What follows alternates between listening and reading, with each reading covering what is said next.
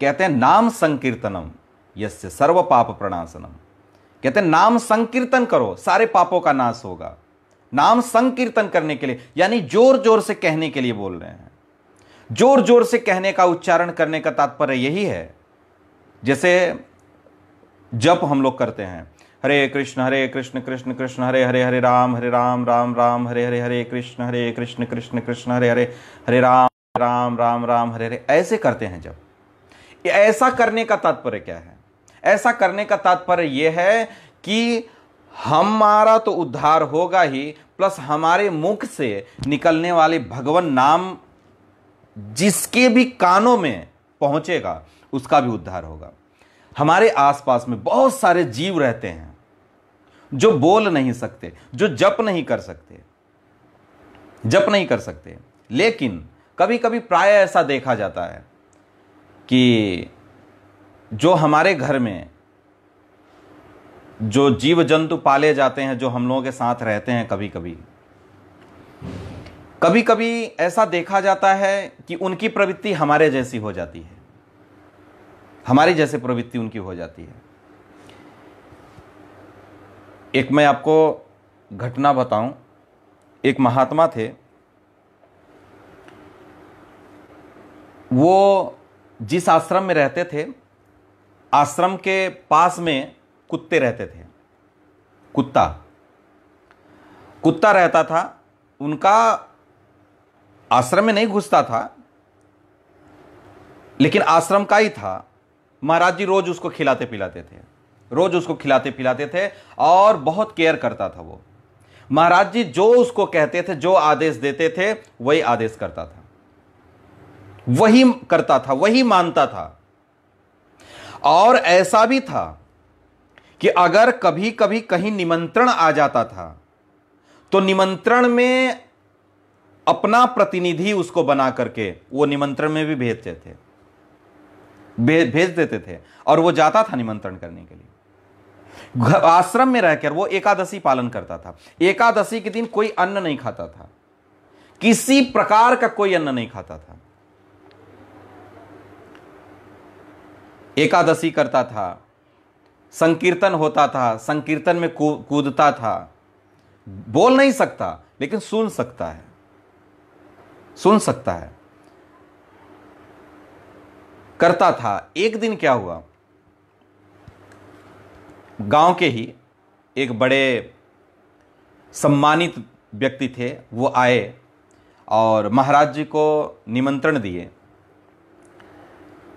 दिए तो किसी कारणवश वो स्वयं महाराज जी नहीं गए और उस कुत्ते को अपना प्रतिनिधि बना करके भेज दिए। प्रतिनिधि बनाकर जब भेज दिए तो इधर तो महाराज जी सोचे कि अब हम उसको भेज दिए हैं तो वो गया होगा वहां पे और खा करके आएगा, लेकिन वो गया वहां। अब कुत्ता गया है तो कोई उसका सम्मान किया नहीं, ना तो उसको कोई बैठा के खिलाया, और वो कुत्ता ऐसा था कि किसी के पत्तल में भी नहीं खाएगा और ना तो कोई पत्तल फेंक दे तो वहां जाकर खाएगा। जाकर के बैठ गया, कोई पूछ नहीं रहा है उसको। कम से कम 2-3 घंटे तक वहां बैठा रहा, 2-3 घंटे तक वहां बैठा रहा।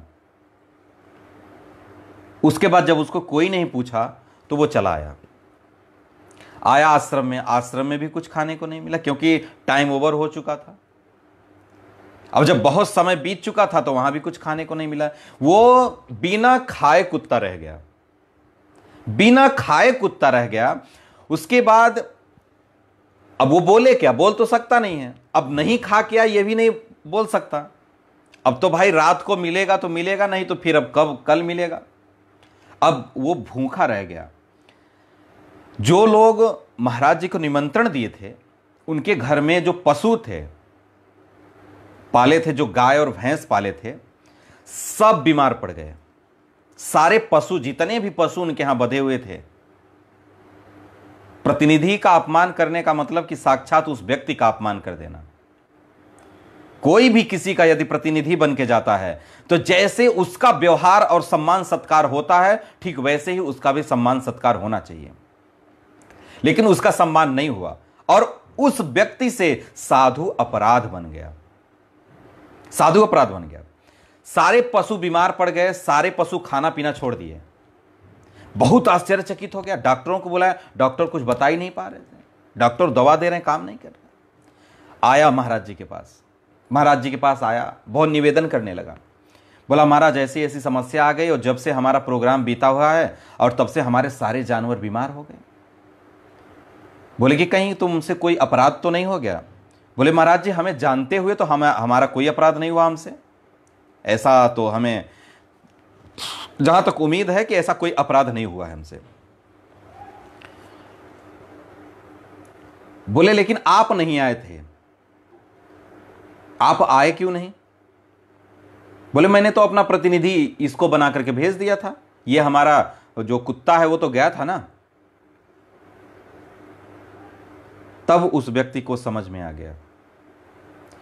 बोला मैंने तो इसको देखा, लेकिन मैंने तो इसको खाना भी नहीं दिया और ये खाया भी नहीं, लेकिन बैठा रहा, बैठे बैठे 2-3 घंटे के बाद वापस चला, ये तो बिना खाए चलाया था।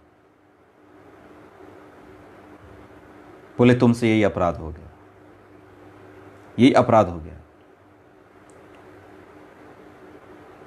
एक प्रतिनिधि का अपराध, एक